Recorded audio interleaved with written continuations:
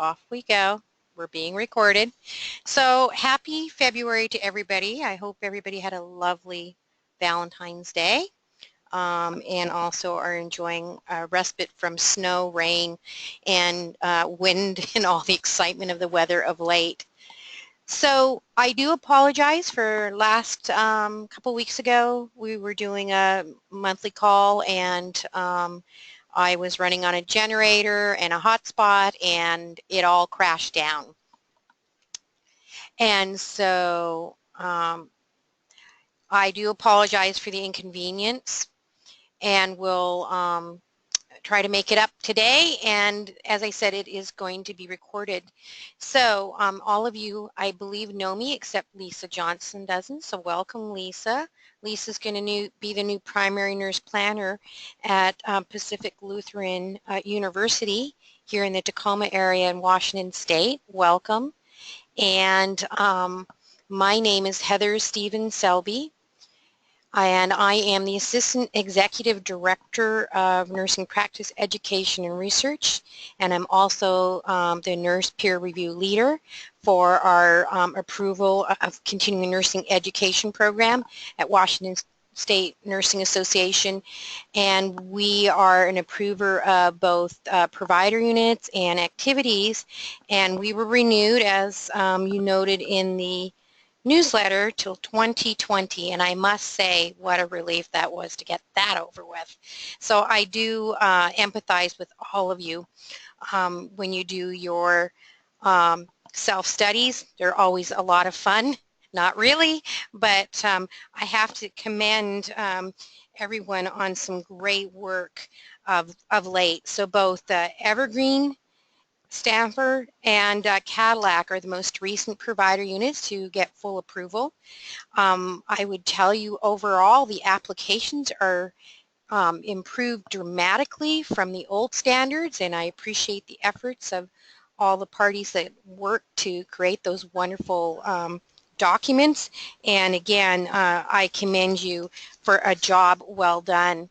So why don't we take just a second and introduce ourselves. Lisa, why don't you say hi, and then we'll just go around on the webinar.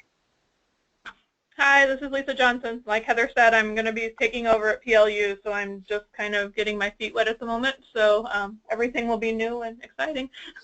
Great. Welcome. Connie, do you want to say hi? Sure. Connie Hoffman in Fargo with Stanford Health Center for Learning. Thanks, Connie. How about you, Jackie?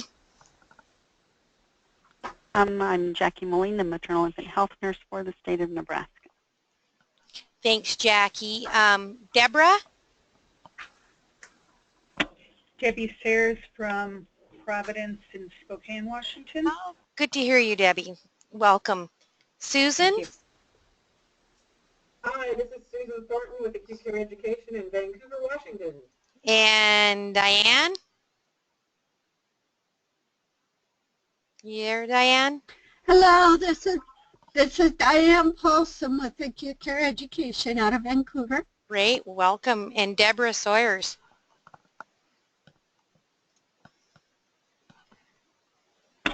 Oh, there you come. Hello. This is Debbie Sayers. I introduced myself earlier when okay. you said Deborah. Oh, sorry. You're showing up twice. There you go. I was like, what? Okay. Okay, great. Well, we don't have a big crowd, which isn't necessarily a bad thing because it'll allow for more questions. So this is being recorded. I want to go ahead and get right to the website for you. So let me pull that over. And you guys can see my screen, I hope? Yep. Okay, so this should look familiar. This is the front page, the introduction page, and this will have an updated schedule, as you saw on the agenda. I've already booked our next meeting, and I believe that date is, what is it? April 10th at 12 to 1 p.m. Pacific Daylight Savings Time. So that'll be up on the website shortly. I just haven't had a chance today to do that. So I will get that up. And then below that, if there's any important updates. So you will note that For example, in December, I updated the gap analysis and general education worksheet into one worksheet. And again, this is for your less experienced nurse planners, or if you're working with a large unit, for example, say you're working with your cardiology team and they're going on about they want some sort of education, they can start this process, bring it to you, and then particularly the gap analysis, and you can evaluate as the nurse planner whether it truly is a continuing education program or not. The guidelines have been updated, and as I shared, those have been separated out from the individual activity applicant guidelines. The other thing about if you're still doing the activity applications, there is something new, and that's called the change form, and I'll show you that in a minute, but that's basically during the 2-year window. If you change your program, for example, the speaker, or you change a very minor part of the activity, then you can do a change form rather than resubmit it. So I'll show you the change form in a minute for the activity applicants. And then Connie, you had asked a minute ago, where do I post them? Right here. So Yeah. these are all posted, the most current ones. I did not, and this is something I had emailed Lisa actually, I have not put the new peer nurse training on here, the nurse planning training, because there had been so many changes. I did not record those, and the next time I do that, and we'll talk about it at the end, I will record that session for new nurse planners. So I will do that the next time, now that you know the forms are working and everybody kind of knows what's going on. So this particular event we're doing today will be posted on the front of our website. So that's where you'll always find it. And Great. then, oh, you're welcome. My pleasure. And then here's something that you guys always love to look at, and that's where your applications and guidelines are. And so I will just jump into the activity application just to show the change form. Here's the change form. And this, one of the reasons we did this form was so that people didn't have to resubmit if there was a minor change, such as, you know, you're changing the title, you're moving or adding, removing or adding presenters. You've only got a minor change to a learning outcome.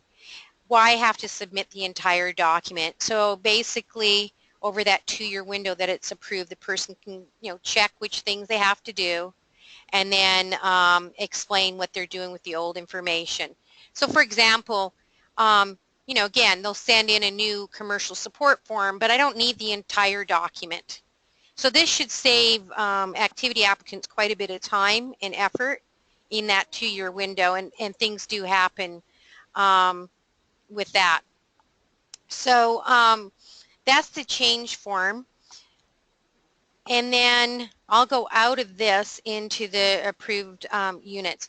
And just for the activity applicants, just a reminder that the top section is all the things you have to do. The next 2 sections are your additional resources. If you're doing joint providing, then you do this section, or commercial interest addendum or support right there. If you need additional resources, they're here.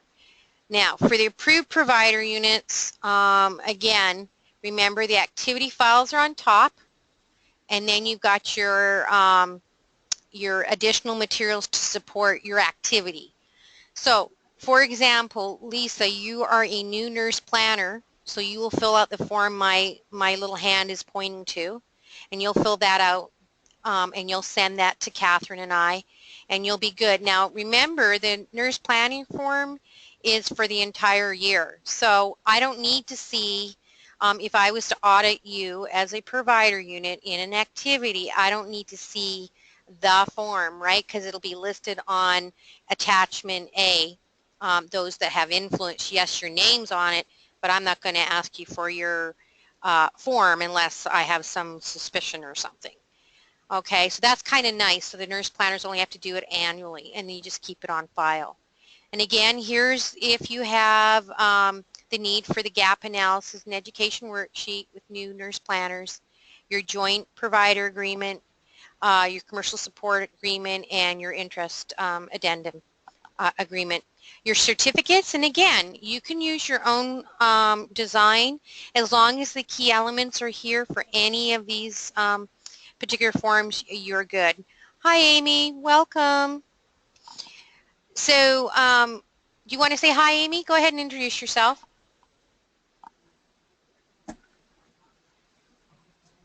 I'm not sure she's going to get on. If you can, go ahead, Amy. Oh, okay. I don't know what happened. You guys still hear me? Yes, Yep. Heather. Okay. Sorry. Thanks. It kind of went dead there. Okay. And then, of course, you've got all your additional resource materials if you need them here. And then remember, your application information is below. So your provider unit application. So there's your instructions, how to do a PDF bookmarking. And actually, next session, I'm hoping we can go ahead and do that if people are comfortable. Don't forget, you still have to do an eligibility verification, and then your application is here. So the website is pretty easy. I will forewarn you that the fees are going to go up slightly, but not dramatically, and I will talk about that at the next meeting because the board here at WSNA will not meet till May. So I won't be able to say much other than they'll be going up slightly. Do not anticipate massive changes here. And then obviously you've got the committee, and then the newsletters are here. So the latest newsletter will be listed here. And so with that, any questions about the website? Any comments about the website? Heather, Yes. Heather, this is Susan Thornton. Yeah. Mm-hmm. The provider unit Mm-hmm. applications. Yes. Mm-hmm. Those forms, are there going to be any more updates to them, or are those the current ones for the next year? Yeah. As far you're good, Susan. As far as I know, we're good to go. If I jump on getting it done. Yeah, I don't anticipate massive changes. I believe I did share with you guys probably 2 sessions ago that ANCC was going to remove the requirement if you have been denied or suspended from ANCC approval, and they were going to take that off their forms, and they never did. So I've left them on. So that probably be the only change is if they take them off. If they do change, I will send out an alert. But no, there should be absolutely no changes. Press ahead, as they say. Yes. Okay. No changes. Thank you. Yep. And like I said, that would be the only change that I'm aware of. ANCC has said that they will not be making substantive changes for the next 3 years. And I'm holding them to that because I don't want to keep doing this over and over again. So, yeah. So I think you should be good to go. You should be good to go. And Susan, if you need anything, let me know. Absolutely. Okay. Heather, this is Connie. Yes, ma'am. My question is about the overall guidelines and rules. Mm-hmm. Are they in the provider application that has all of the guidelines and rules that we should just be familiar with? Yes, sorry. Because we used to have something that was, that appendix Yes. that you could go to that had certain things. And Yes. so that was my question. Okay. Yep. And so the guidelines are in here. So they're in the approved provider unit guidelines. And so they're there. But click on that once. Oh, okay. And open it, because that's, when I've looked at it, that's one page.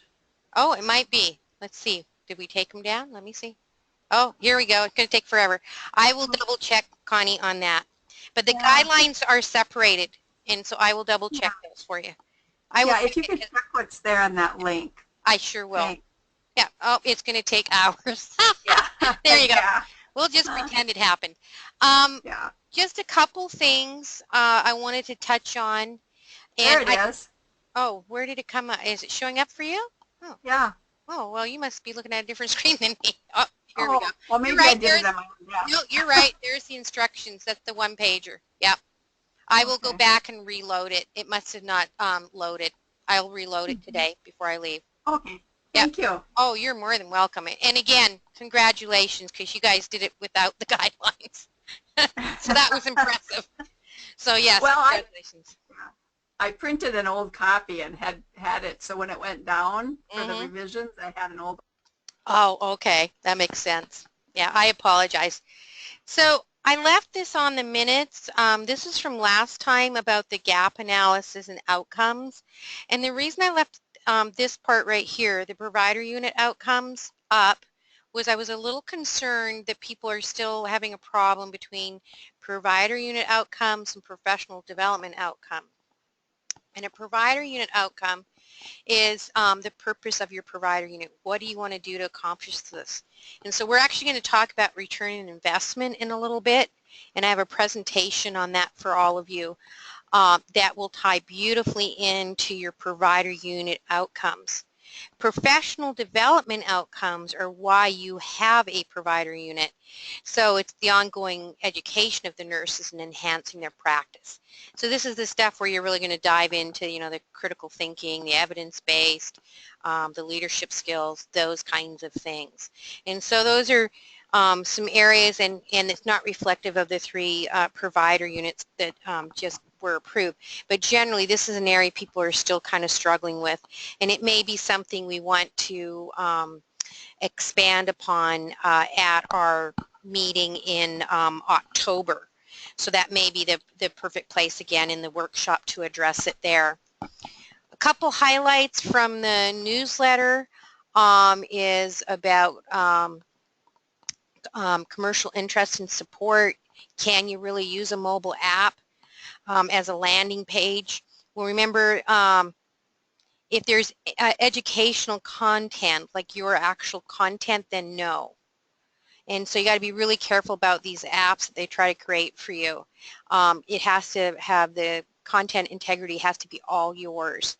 Not to say you can't create an app as your provider unit and use it from that platform, you're fine. The other thing is if a presenter has proprietary ownership of content, and we are seeing this a little bit more in folks are starting to really get possessive, then we have to have some other evidence to support the activity. So we can't just rely on their proprietary information or research or whatever they're doing. And so you really want to have something else to support it. And yes, you can use seminal research. I would just caution you, remember, we want to keep it under 7 years. 5 to 7 years is really the best you want to do, but sometimes there's some literature out there that is older but still relevant, and we see that a lot. Oddly enough, I've seen it more in the infection control environmental services area. So it's something to be aware of. And then finally, can first-hand experience serve as a reference?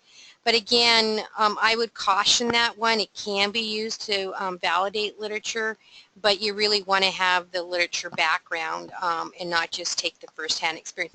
And we see this when we're doing more non-traditional modalities of workshops, say things like acupressure, you know, meditation, relaxation, that kind of stuff.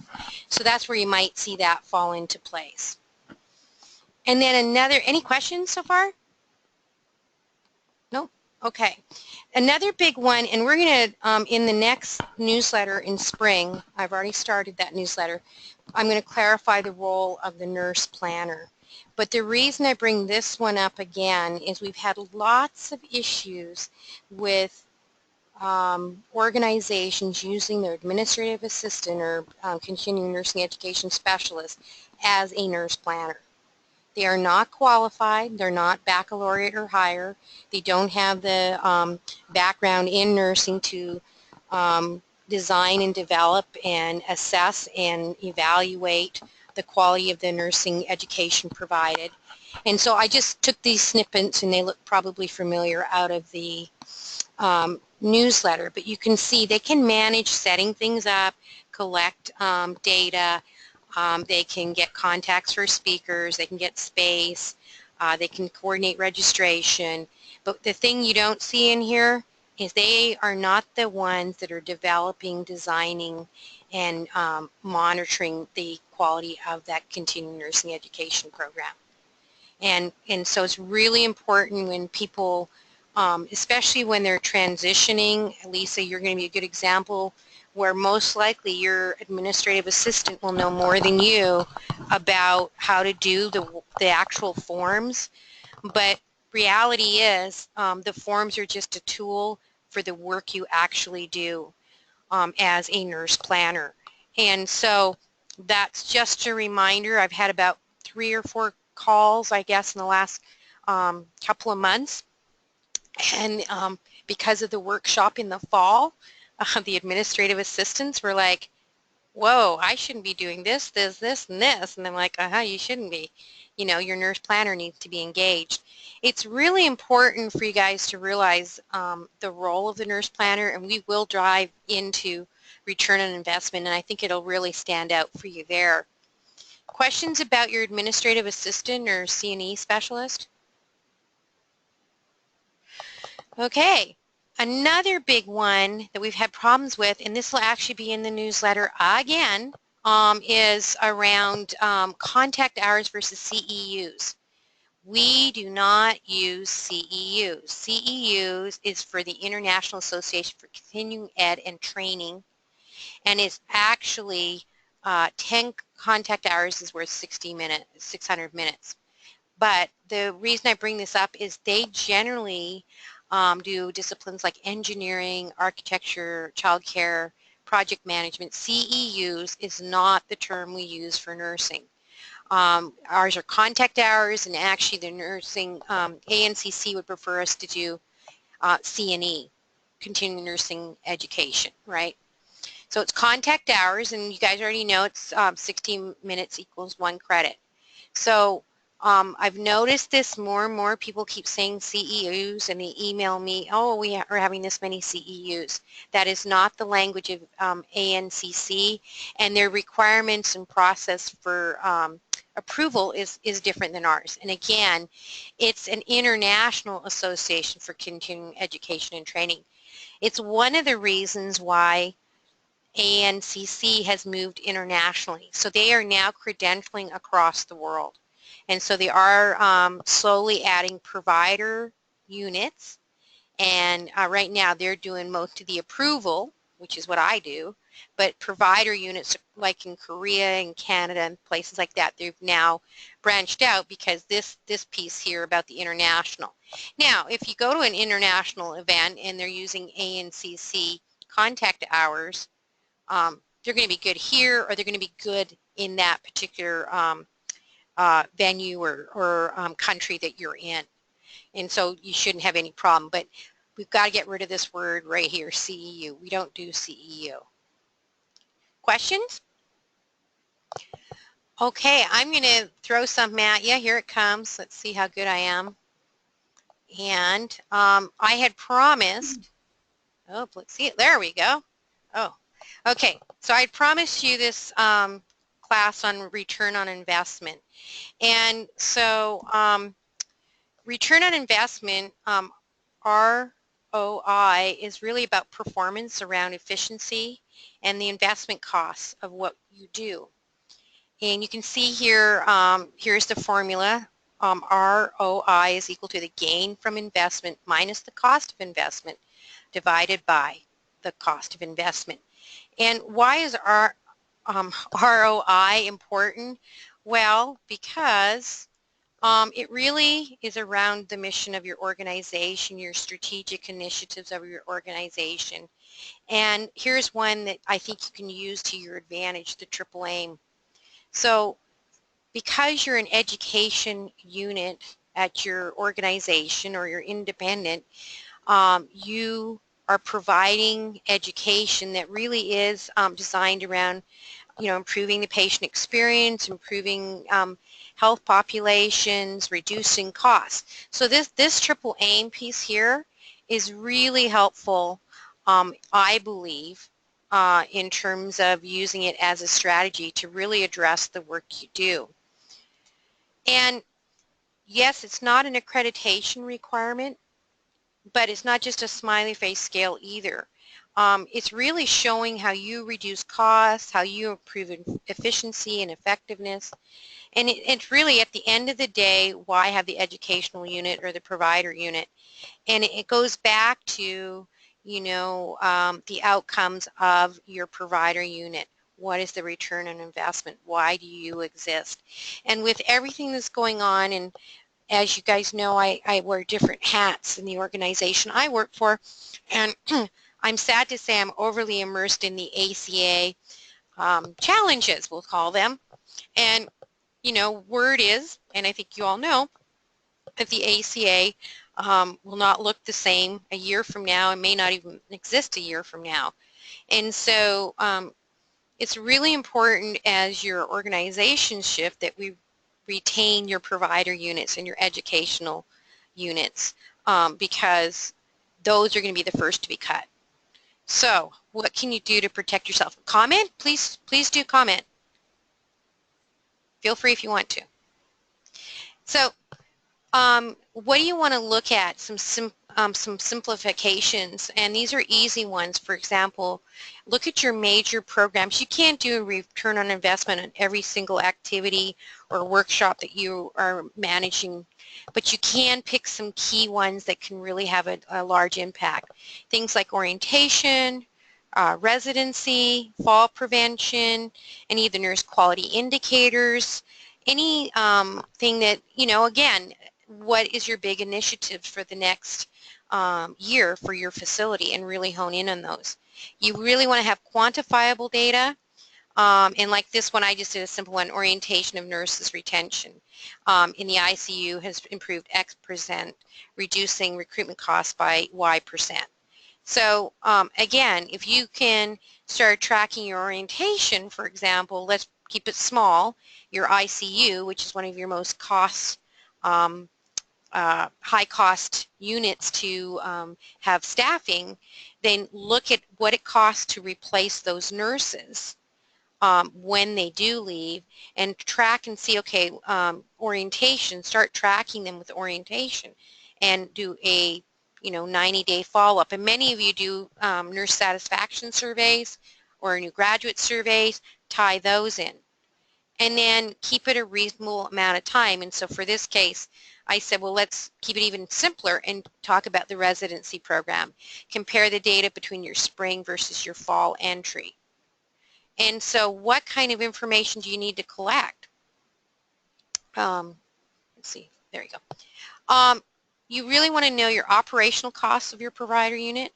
And those are things like your overhead, your photocopying, your photocopier, your printer, your computer, and that comes out of your cost center at your major medical centers and facilities. So you can get that from your cost center and see what that adds up to. Obviously, you can figure out your human resource costs. So that's, yourselves, your nurse planners, your administrative support. What do they cost per hour? If there's travel involved, put that in. What does it cost to run your presenter? Again, if you were doing an orientation, would there be travel and a presenter? Yes, there might be a presenter because you might have 3 different facilities that you manage, and there might be some minor travel involved between getting that presenter to the 3 different facilities. What's your marketing costs, and then finally, what's your event costs?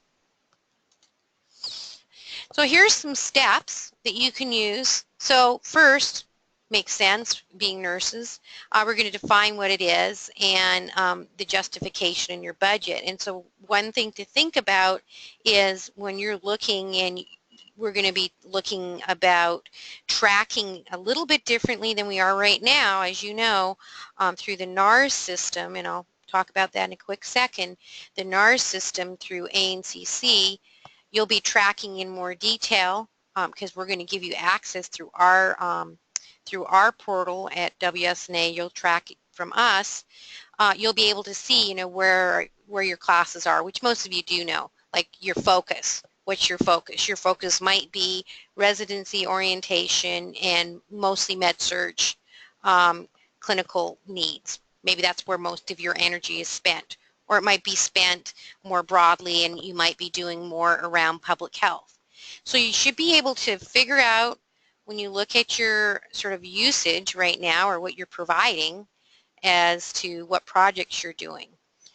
You identify the costs like we were talking about. You're going to estimate the benefits of it. So, you know, like I said, we're going to say, well, we might save, if we can retain 3 critical care nurses, then we're going to save $180,000. That's my estimated benefit. Identify direct benefits, the clinical improvement or the productivity or efficiencies. So in this case, it's orientation, ICU, clinical savings. Well, you might see that in a reduction in central line infections because now you've got, if you will, a seasoned group of nurses, right? Then you also identify your indirect or intangible benefits, and then look at those to see your improved targets. Now in this case I gave it away, right? We're going to look at central line infections. So obviously you want to see what kind of outcomes, which you're already collecting that data. You could be using HCAHPS scores, you could be using nurse satisfaction scores, new graduate scores. I mean, the one beauty about healthcare is we have plenty of data. And you shouldn't have to recreate the wheel. You should be able to, you know, ask your research department for whichever pieces of research you need. Then you identify the revenue opportunities. So, for example, I know of some facilities in small regions where they actually reach out with some of their coursework. It's not just their internal classes, but they'll reach out to a couple local smaller facilities, let's say on fall prevention. And the 3 facilities will come together and they'll charge them a little bit of money, and there's some revenue you're generating. Document your assumptions in your workflow, and then identify your risk and alternatives. Then you're going to recruit, train, and plan and implement the nursing process. Don't we love it? So, you know, this is where you're going to do your nursing outcomes. You're going to focus in on the specific improvement or the clinical change. Make sure everybody's looking at the same measures for the return on investment, and then make sure you get it back to your execs in a timely manner. So as I said, you're going to look at your costs, make sure nothing's changed, and remember, return on investment is not a one-time thing. So like I said, you might want to track one large activity or workshop over the next years, or you can maybe be retrospect in your cases because you're probably collecting most of the data and aren't really using it, and say this is what we did last year and this is what we're doing this year and this is the results, and use that. So hopefully, I'm not sure if you can see this. I hope you can. Oops, sorry. I hope you can. If you can't, what I want you to do is when I'll post these, you can actually increase the size. That's why I put increase to 190. So you can see this. And this is an actual financial tool where it shows the project costs, if there is any IT costs, the opportunity or indirect benefits. So you can see here it's everything from avoiding purchasing of a new system to increasing patient satisfaction scores, right? So here's some of your data, and then here's your labor costs in here and what you're trying to do to reduce them, and even things like in this case, you know, your readmission rate, for example, you'd be tracking. And so you can use this, and this is readily available, and I can send you the link to it, and you just start plugging stuff in. And at the end of the day, you should know the total direct benefits and the total costs at the end of the day. And then it actually does the return on investment formula for you. And this is what one, I thought you guys would like this one. This is what one would really look like, because of course that's pretty extensive. That's probably more around, you know, larger project for the overall organization. But this is a really nice one about clinical improvement for heart failure. So here's the project costs of the clinical specialists, the materials. There's the cost of IT, and those are the total costs. So, you know, they followed it over a 4-year period. And then the indirect benefits, you can see they followed that over the 4-year period. And then the efficiency and what happened with the nurses and the improvement, reduction in admits, etc. And then here was the total benefit, which was about $909,000.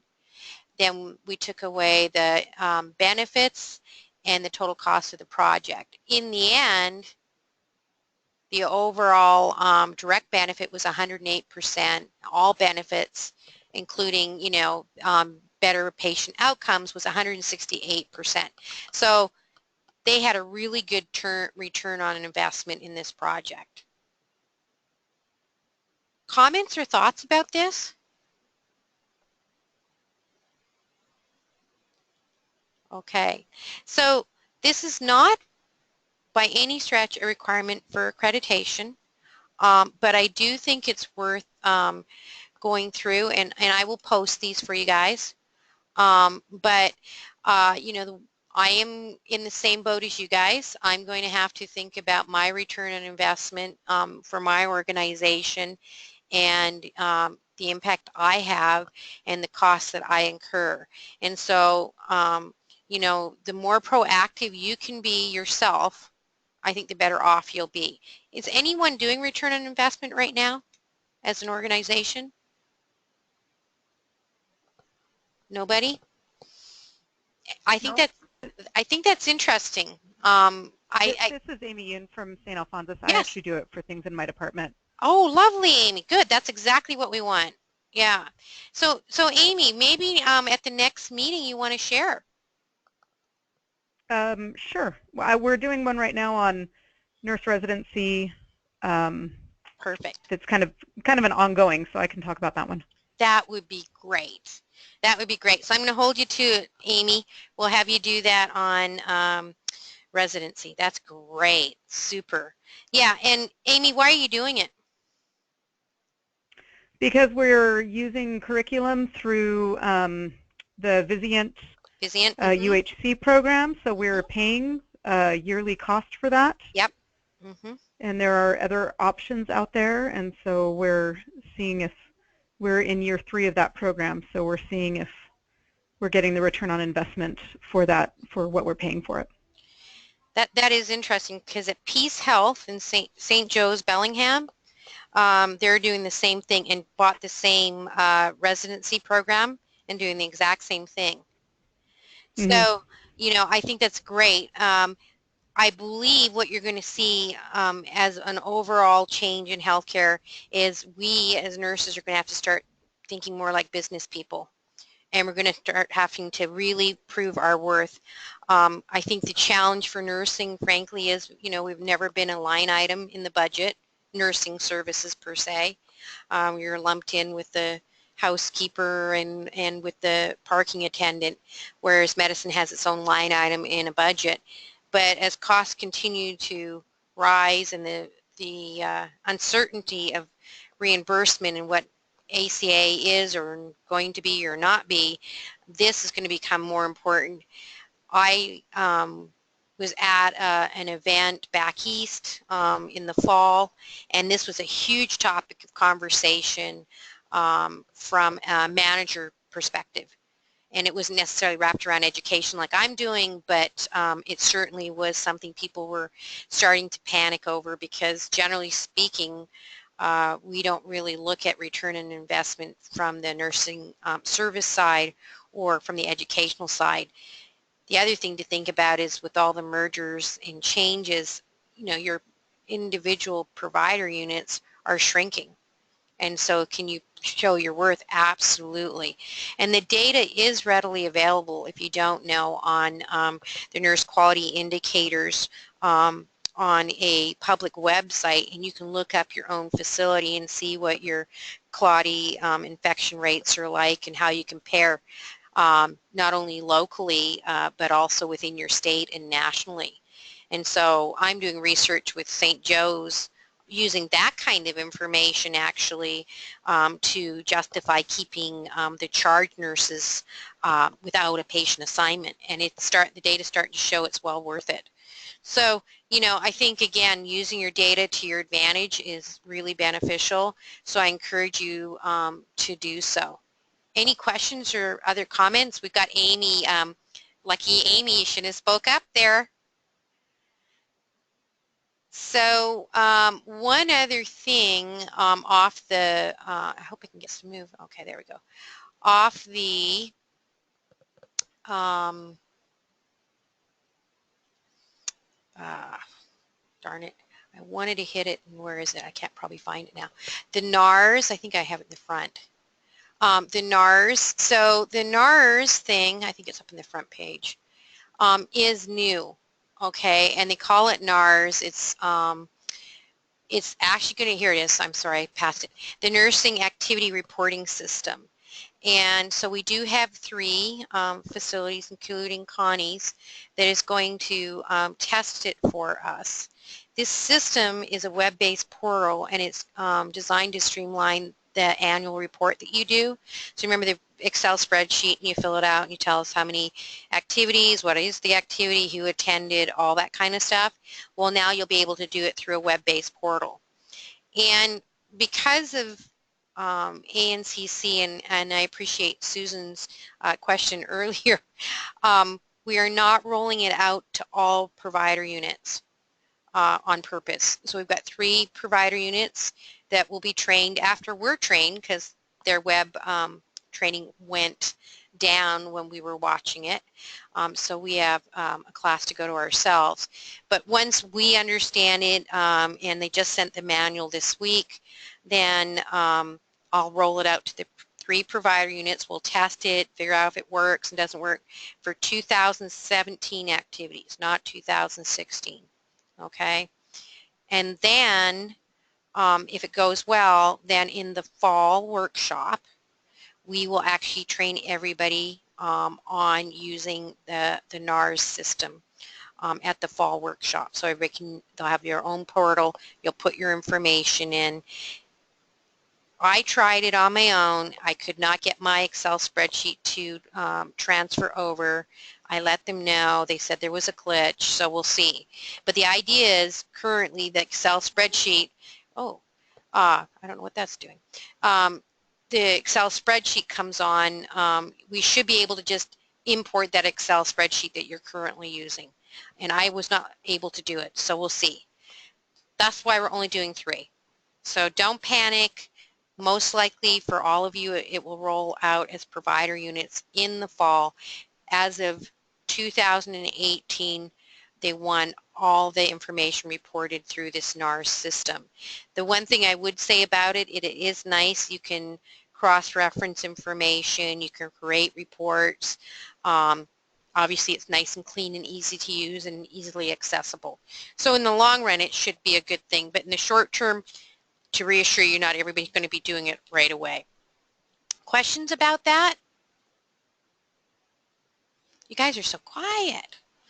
Okay, so couple things. Like I said, you'll see up here on the screen, you've got the date for the next one, and I'll post that shortly. We also have best practices. So one of the things I want to start doing is expanding. Like next time, we've got Amy. She's going to share a little bit about what she's doing with her return on investment on her residency program. And then I'll probably do a short presentation on bookmarking in PDF. That'll help you when you're developing your provider renewal application. Does anybody else have ideas about what they'd like to see for these meetings, for the fall meeting, any best practices that you want to share? And we'll start putting that on the agenda.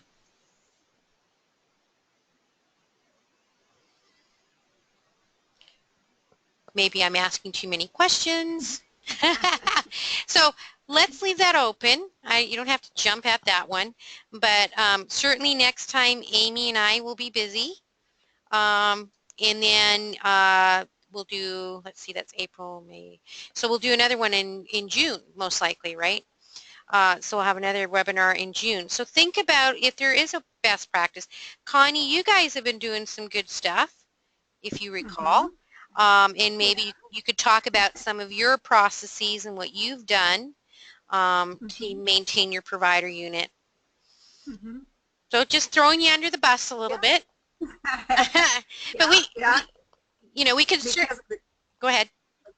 The geographic aspect where you have multiple sites. I'm thinking of that, but that'd be great. I don't know what else you're thinking about. No, that'd be great, Connie. That'd be great. Multiple sites. That'd be great. Yeah. Yeah, that'd be great. How do you manage it? Yeah, that'd be good. Yeah, I'd love to have that. And I can talk when you're volunteering, Amy, you too. We'll talk offline and work together so you don't feel like you have to do this huge presentation. You know, I'm thinking, 5 or 10 minutes, nothing fancy, but we can talk offline.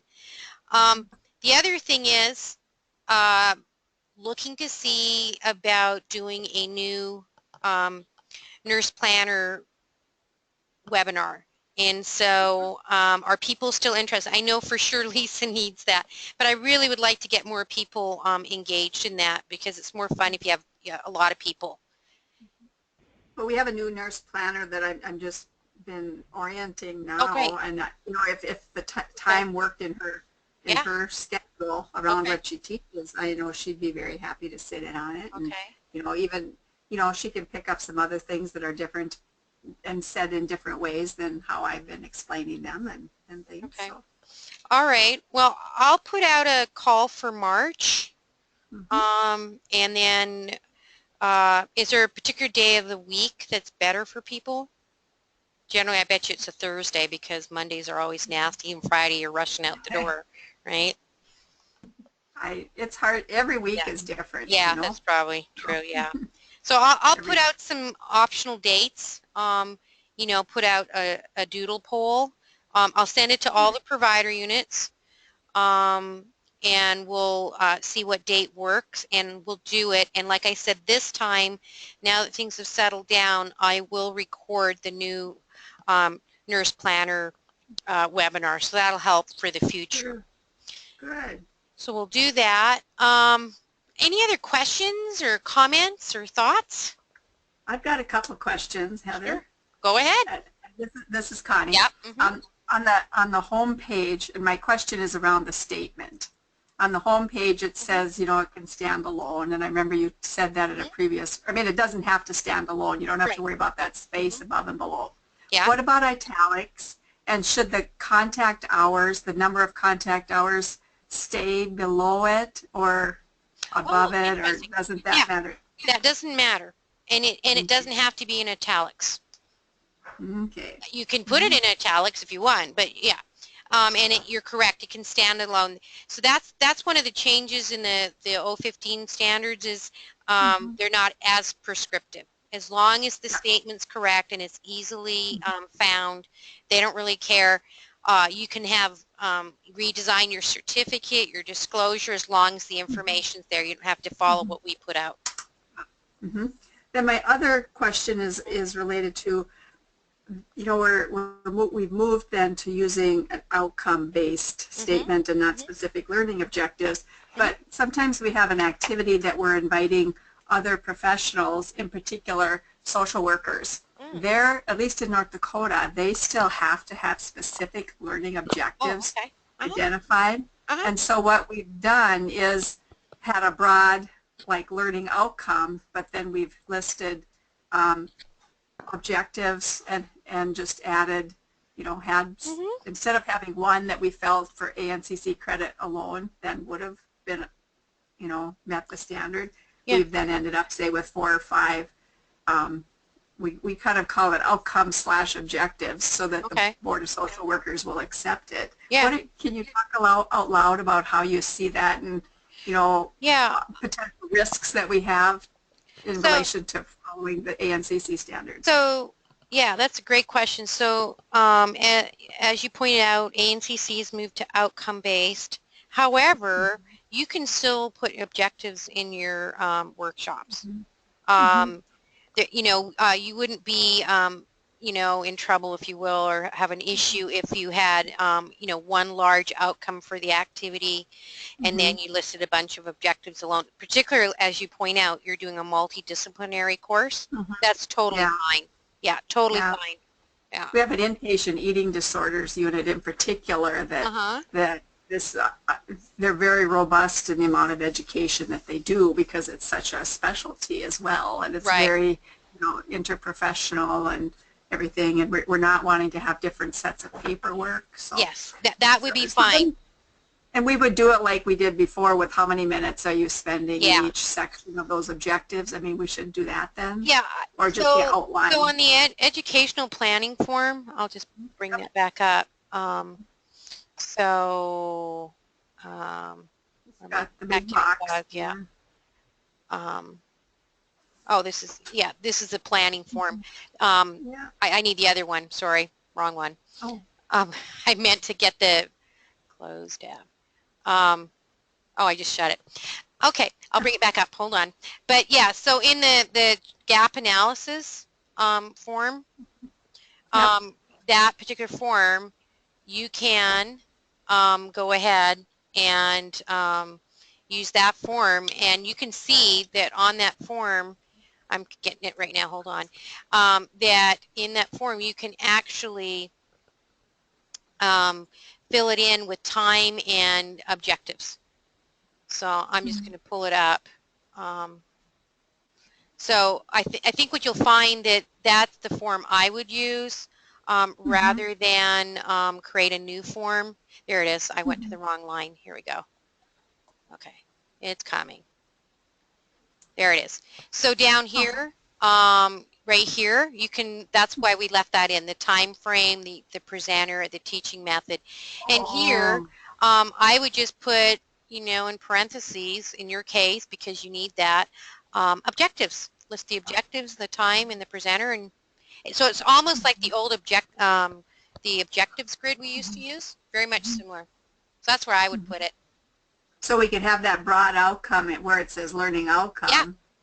And then the breakdown of the objectives down below. Yeah. Yep, that's what I would do. And then on the evaluation, we would carry all of those forward then. Well, it depends on what type of evaluation you're doing, but if we're doing the traditional kind. Yeah, exactly. Thank you. Yeah, you're welcome. Other questions?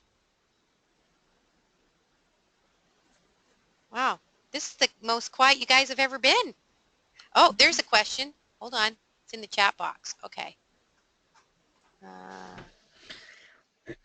Yeah, Heather, I put that message in there for the chat box. Yeah. Yeah. That's a Diane. It was in your newsletter, and it was very confusing. Oh, okay.